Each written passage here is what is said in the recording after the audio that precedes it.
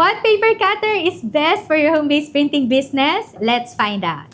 Hi everyone! Welcome to Graceful Homeschooling. I'm Emmy Grace, isang homeschooling mompreneur na kumikita habang nasa bahay. I've already helped 5,700 individuals na mag-set up ng kanilang home-based printing business at ngayon kumikita na rin sila habang nasa bahay. So tinuturo ko yan sa aking signature course na Papers to Profit. So kung interested kayo dyan, I'll send you the detail. Mag-comment lang kayo ng paper or I'll put the link of the course down in the description box. So today ay meron akong mga ipapakita sa inyo ng mga paper cutter. So let's find out kung ano ba yung best na paper cutter para sa inyong home-based printing business. So mag-start tayo with the level 1. So dito ako nagsimula na paper cutter and ito yung tinatawag natin na paper trimmer. So this is how it looks like. So sorry, medyo wala na yung ibang parts nito kasi na matagal ko na siyang ginagamit. So nung nagsimula ako, gumagawa ako ng mga flashcards, ng mga learning materials, mga activity books,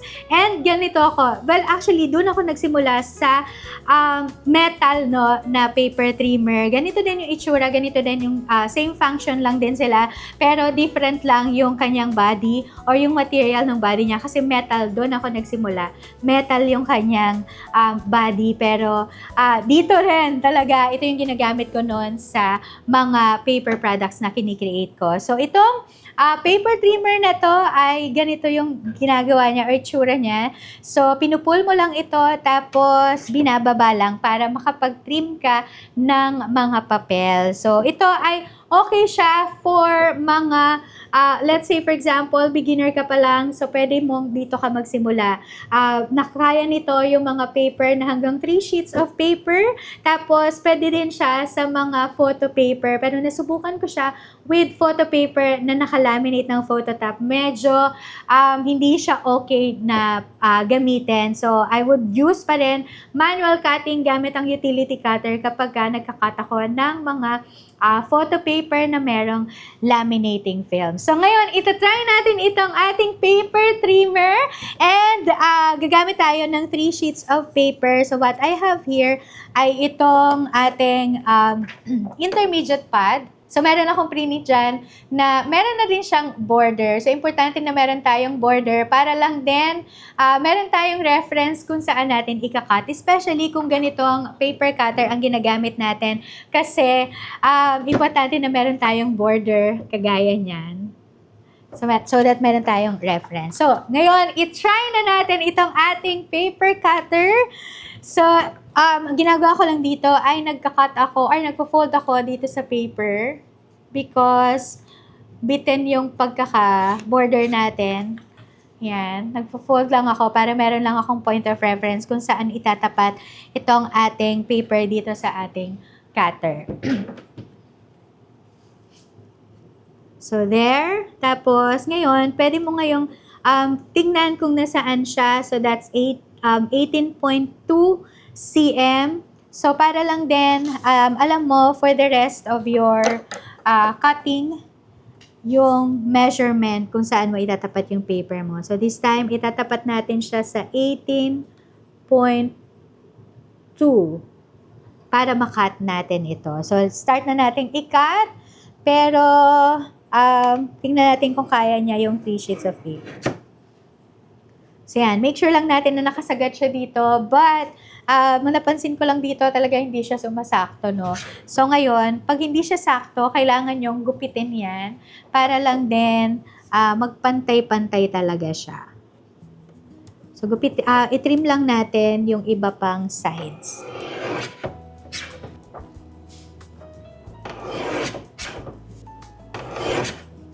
There you go. So, yan yung ating output para dito sa ating paper trimmer. Pero mapapansin nyo na hindi nakakat yung buong border natin, no? So, kailangan natin gupitin yan para lang ma-make sure natin na pantay-pantay. So, this one, ito yung pwede tayong magsimula with this paper cutter. Especially kung ang mga ginagawa nyo ay mga notepads, mga desk planner para hindi siya ganon kadaming number of sheets yung ikakat natin. Dahil nga pag maramihan na mass production na, medyo hindi advisable yung ganitong paper trimmer. So, now we will proceed to the level 2 naman. So, kung halimbawa, nakapag-ipon na kayo. So, ganun ginagawa natin dito. Nag-iipon tayo, tapos nag-upgrade tayo ng mga gamit natin. So, kung halimbawa, nakapag-ipon na kayo, pwede na kayo mag-upgrade into something, yung level 2 na tinatawag natin. Ito yung tinatawag ko na level 2 na paper cutter o yung rotary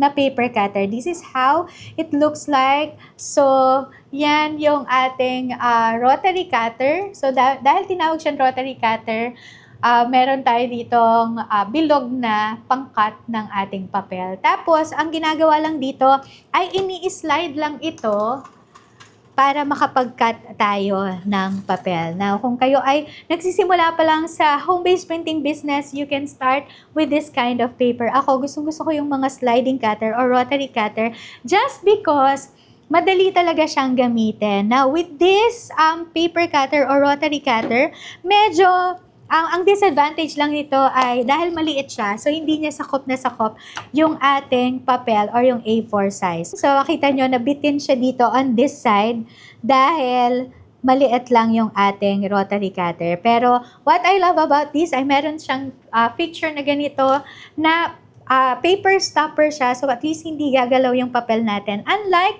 with this one, no, itong ating paper trimmer na may possibility na gumalaw yung papel natin kasi wala siyang stopper.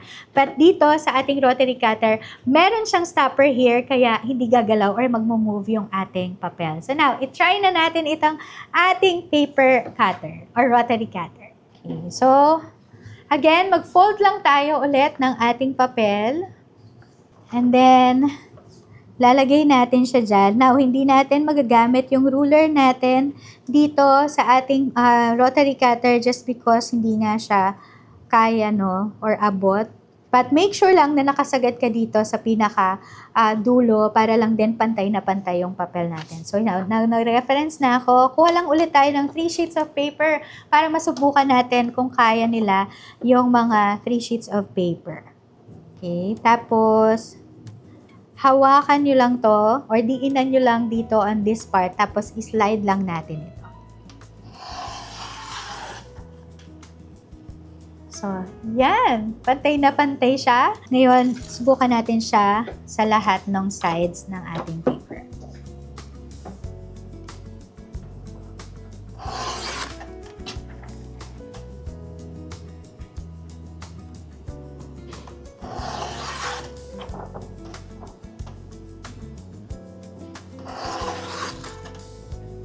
Okay, so there you go. Nakita nyo, sobrang pantay niya. And wala tayong naiwan na mga border dyan. So, hindi na natin siya kailangan pang itrim kasi malinis na malinis yung pagkakakat natin. So, this one is our level 2 na rotary cutter. Nakita nyo how easy it is to use kasi ini-slide lang natin siya. So, now, magpapasid tayo dun sa ating level 3. So, itong level 3 na to, similar siya to this rotary cutter.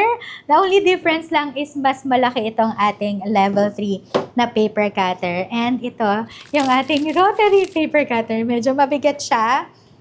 And meron na siyang pagka-heavy duty because hindi lang bond paper ang kaya nitong i-cut, kaya din itong mag-cut ng mga makakapal na mga papel. So like for example, 250 GSM or na photo paper, 300 GSM na fold coat.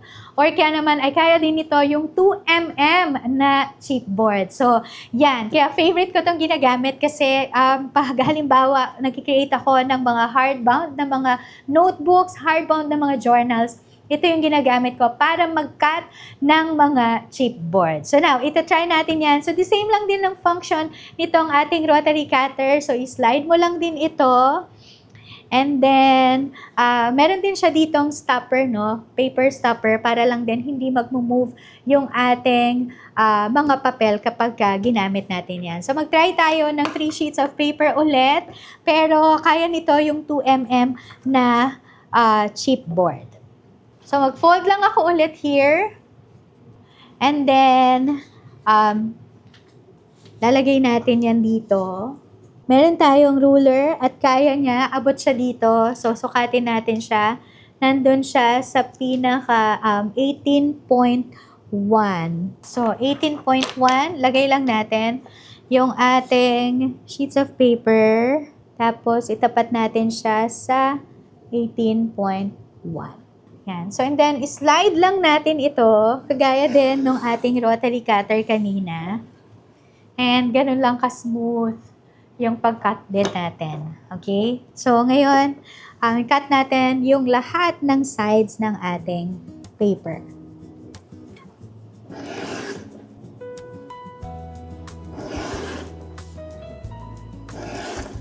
There you go. So, nakat na natin. Ganun lang kadali na mag-cut dito sa ating rotary paper cutter. Unlike with this one, itong paper trimmer, medyo mahirap talaga siyang pagpantay-pantayin, especially pag makapal na yung number of sheets natin. So now, ito yung ating level 3 na rotary paper cutter. But alam nyo ba na meron pang isang paper cutter na sobrang game changer because kaya nitong mag-cut ng mga stock of paper. So, halimbawa ako, ang ginagawa ko, mga learning material. So, usually itong mga activity books na to ay nasa 60 pages to 100 to 120 pages.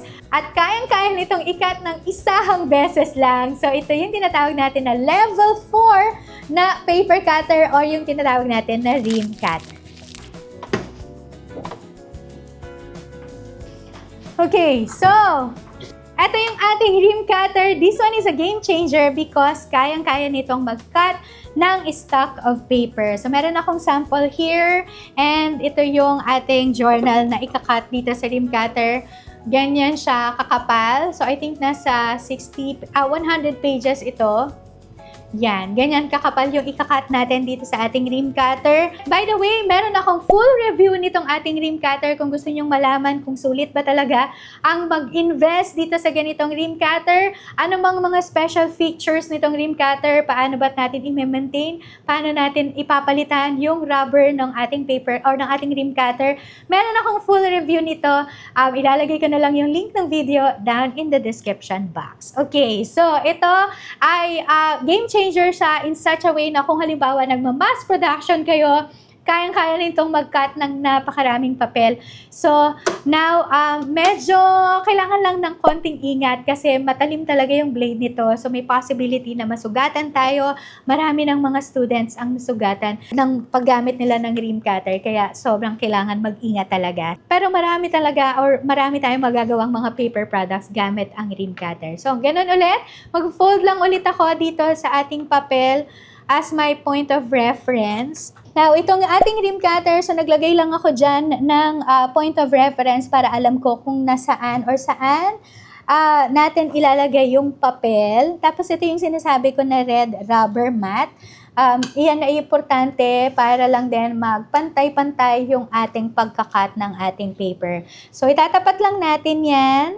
And then, itong part na to ay i-adjust natin yan. Para lang din, yan yung stopper natin. Hindi mag-move yung papel kapag kinat natin siya.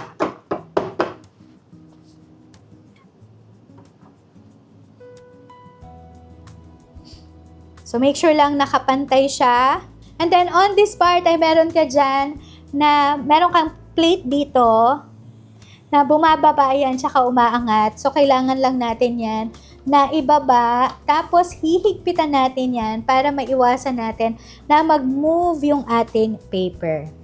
So now, i-try na natin na i-cut itong ating paper. So ito, meron ka ditong pipindutin, i-click mo lang yan, tapos ibababa mo itong lever. Pwede mo nang tanggalin yung kamay mo dyan. But this one ay for security purpose kasi para hindi talaga ito bababa. So, kailangan mong pindutin, tapos ito yung ipupull mo. Okay. There you go. So, kayang-kaya niyang mag-cut ng makapal na papel. So, i-cut lang natin ng buo.